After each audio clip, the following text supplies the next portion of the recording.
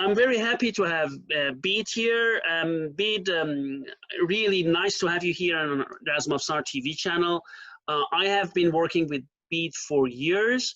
Let me just say, I have been working for many, I have been working with many researchers for many years. But I think with you, Bede, it has been the longest period of time we have been working, as far as I'm concerned, together in this field. Really long time. I don't remember exactly when, but it was, I think, 2004 when we started, at least 2004, if not 2003. Something like that. It was right. So let me just pass the floor really to you. Could you please introduce yourself, Bede? Well, my interests over the years have been in several fields, mainly historical. So majorly in archery, particularly in those forms of archery that were not practiced in the West, because there were plenty of people in the West that could write good books about European archery. So I was drawn to the more difficult to research material. And that included everything from Turkey in the West, Iran, up through Central Asia, Mongolia, Korea, and China. I had friends who did Japanese archery, so I became quite familiar with that. But I think that's so unique that you can't really join it with some of the other forms, even though there are a few similarities and there are influences backwards and forwards. In the process of doing that, I became interested in a lot of things about the cultures involved. So reading Persian poetry in translation, because I'm not a linguist like you, and Turkish poetry, listening to music from all these countries. And the art, it was the art more than anything else that I think got me interested in archery. As a teenager, looking in an encyclopedia and seeing miniature paintings showing people with bows and arrows on horseback, things that you've got to remember how far back this was, things that were hardly ever spoken or written about. The closest thing to horse archery that was talked about in the West was in fact in cowboy and Indian movies. And we have to be fairly honest that they weren't very good depictions of Native Americans, or probably not very accurate depictions of the Europeans either. So I got interested in these things, but I didn't get interested in them as a closed little box. I'm just interested in this. I tried to fit things into their cultures. And working with Stephen Selby as a minor contributor on his, or of some ideas anyway, on his book on Chinese archery, and I think it was he that suggested that I contact you many years ago. And I was interested in Persian culture and Persian history, and I knew what had been written in Arabic books about Persian archery. And the opportunity to actually work with somebody who had manuscripts and wanted to translate them was a great thing, because this is gold. This is you've found this gold mine, and it just keeps giving and giving. And the other thing is working with somebody else, where you depend on the other person, so that you've got to work out the things that they'll be able to see that you can't see. This is I mean, the literary nature of any Persian manuscript is quite complex. Absolutely. And you can't. Some people talked to me once about there was I think somebody wanted to translate the At-Tabari's al-Kitab al-Wadih, the clear book of archery, which is a source book for many other later archery books. And they were going to raise money, and they were just going to translate it. And I said to one of my friends, the problem with translating isn't just what that word means now, it's what that word meant then, and what did the idiom of how that word was being used, what did it mean? And sometimes it's very hard to work that out. It's not a thing to be done just on a whim. You've got to really want to put a lot of work into it. And remember how much trouble we had where words either didn't have a modern meaning, or the modern meaning was so different from what the thing had to be that they were talking about. I mean, there are things in those translations that to this day puzzle us. And this is why when you find another manuscript, I'm always hoping this might answer that question from 5 years before, because it's just so complex. Yes, I remember, you know, when we were working on it and different words, different expressions, you know, just to give our readers one example, you know, but then I come back to archery. I just don't want to change the subjects. I remember when I found this manuscript on, you kind of also helped and gave your opinion on that, on rockets. We remember, based on concrete rockets, right? And then in Persian, I found the manuscript that was a title. A manuscript on feshang. Now in today's Persian, feshang means bullet. Then I just read and I said, a manuscript on bullets? So I started to read. Then they said, oh, they mean rockets. Because feshang back then was used for, in Qajar period, not long time ago, for rockets and not for bullets. And it is a Qajar period. The archery manuscript we are translating, many of them are way older, much older. So I checked in Dekhoda, discussed it with you, which is a source material, Persian. They worked a lot on it. And then I worked on period lexicons from 18, like Anandaraj and the rest, Persian lexicons. Still we couldn't find.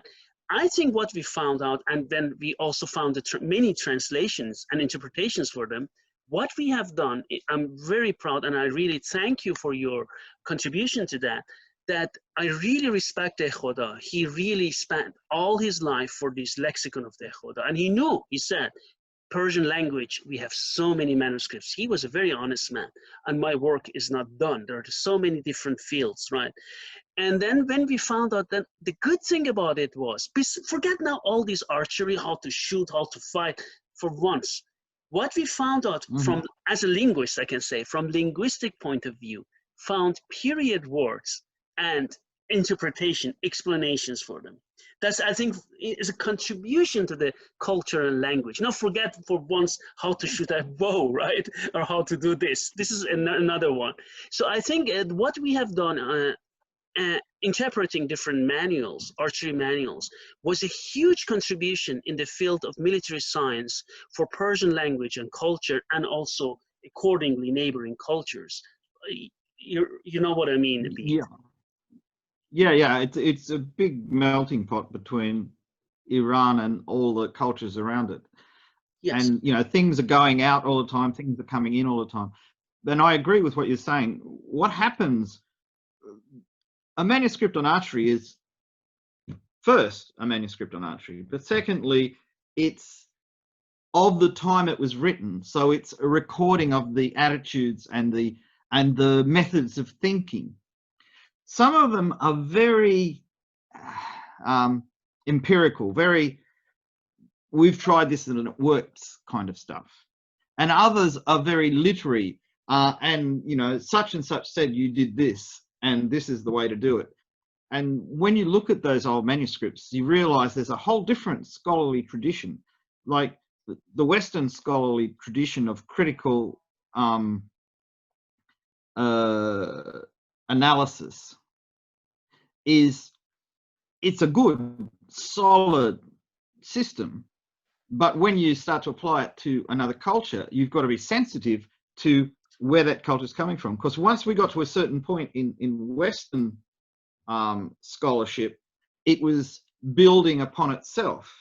But up to that point, it was sifting through all the material from the past.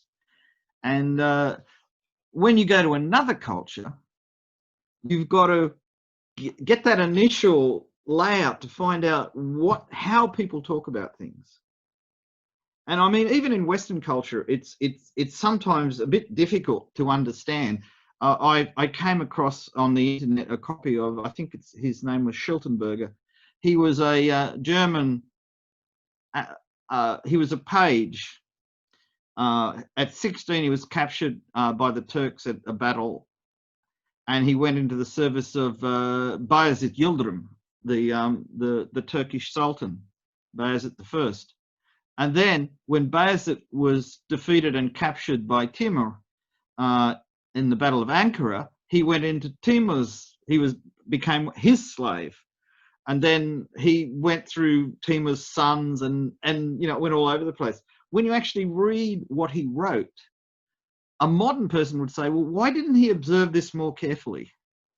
Why is everything so strange? Like, why do all names that we pronounce with a B, he writes with a W, which in German would be a V? I'm pretty certain that the German of the time, there's a good reason why he heard them that way. But it's not what a modern person would expect to see.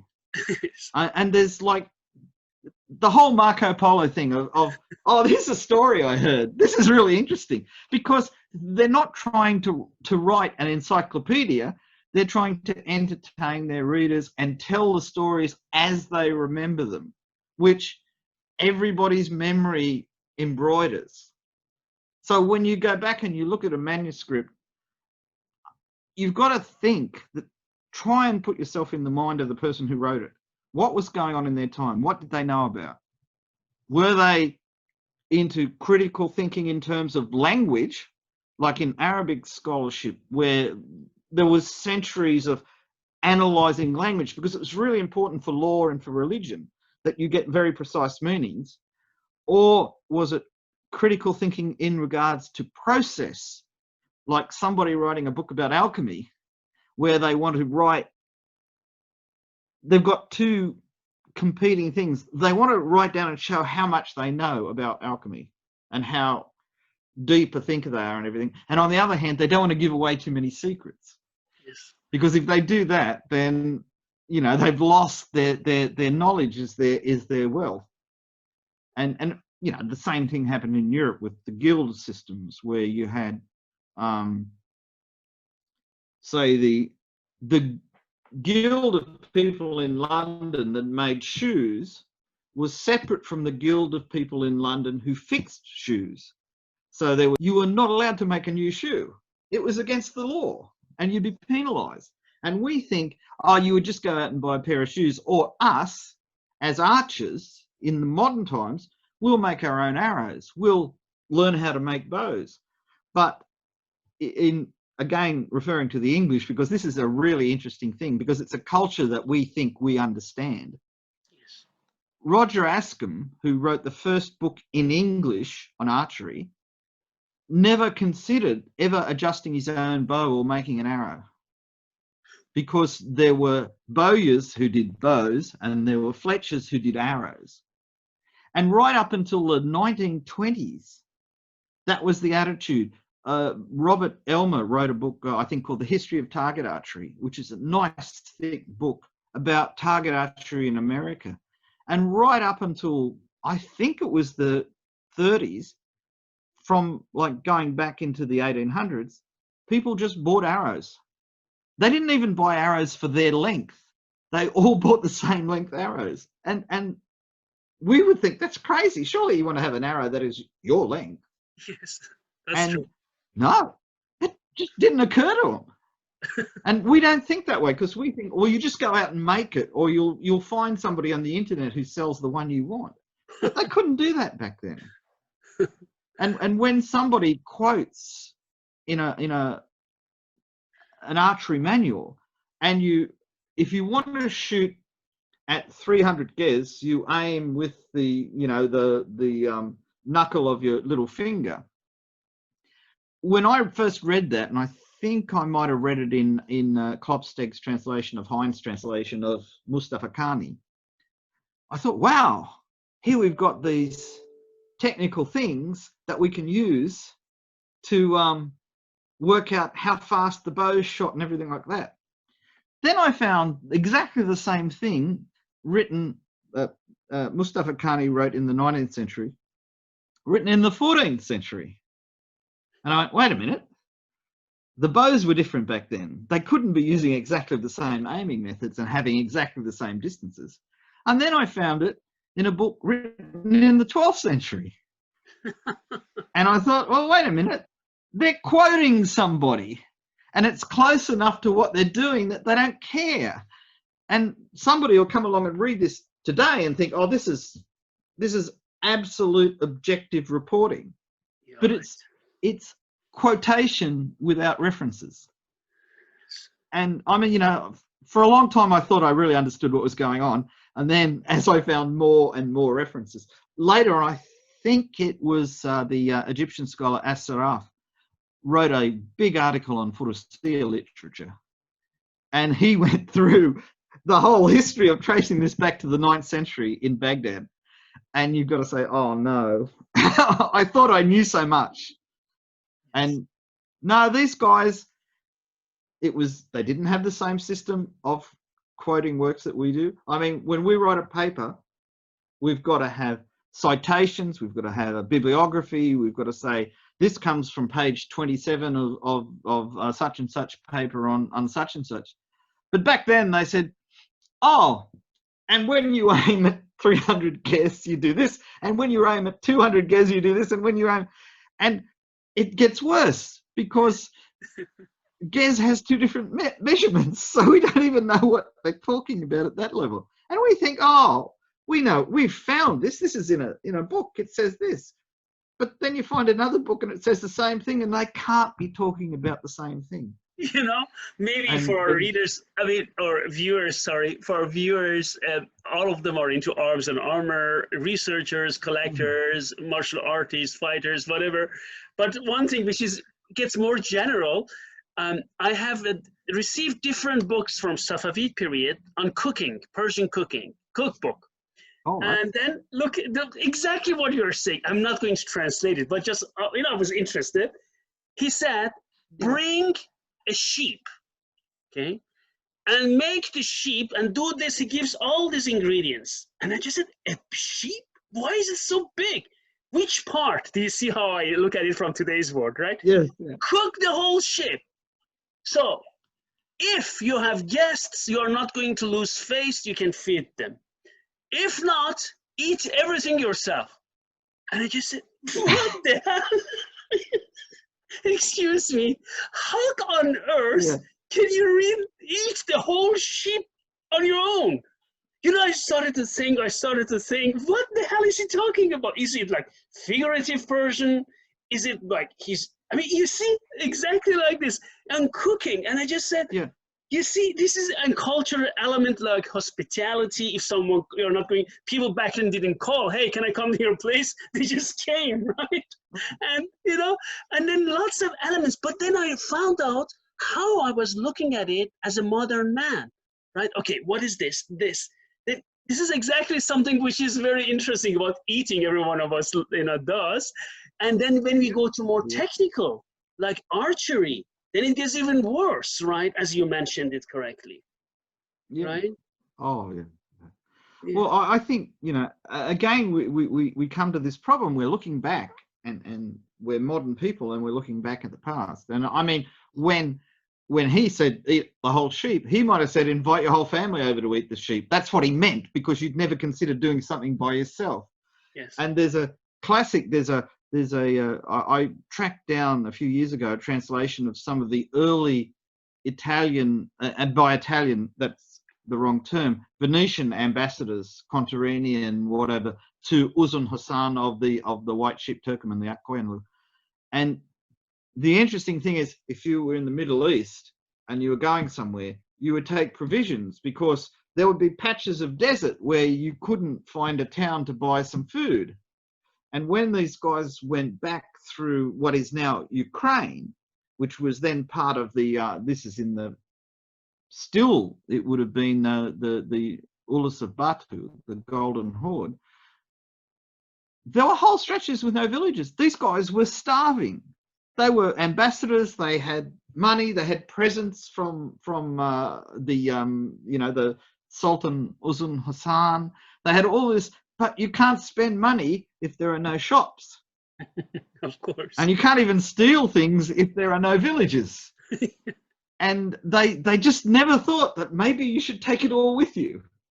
Yes. Whereas we would do it because, you know, we tend to be more self-sufficient. I mean, admittedly, a lot of people would travel overseas and they do, and they just buy local things because they want to try local things. But these guys were going through the equivalent of the Great Plains in America before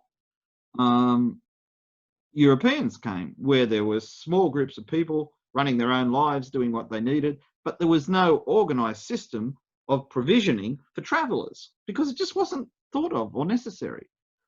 And I read that and I was laughing because I could just see it. You know, you're used to living in near Venice, and you go 3 miles and there's a new village and there's a tavern and there's a butcher and there's a this and a that, and you buy what you want. And then you go to the next village and everything's fine. And then you go to what they call Tartary, and there's no villages. And in fact, where people live, they move because they're nomadic. And well, they managed to get home, but it was really tough. And you see this, one of the, you know, people say, why, like for instance, when Shah Ismail fought Sultan Selim, you know, why didn't he have more guns? Why didn't he do this? Why didn't he do that? And if you look at it logically, to transport guns across Iran in a European-style infantry firearm army, you can't do it because so many deserts, so many mountains, to take enough material to feed the animals that are pulling the carts that contain the guns and the gunpowder and the food for the men, because you can't buy it. Then you've got to take the food for the animals that are pulling the carts and the water if you're going through areas where there's no water, and it becomes so economically unfeasible. So what do? You stay with horse archers because they drive sheep with them, they have horses with them, they can milk the sheep, they can eat the sheep, they have provisions that are stored, their ammunition they carry themselves. I mean, there might be 100 camels with arrows and things like that, but in general, raiding parties and that, they would carry their own quivers full of arrows. They brought their own bows.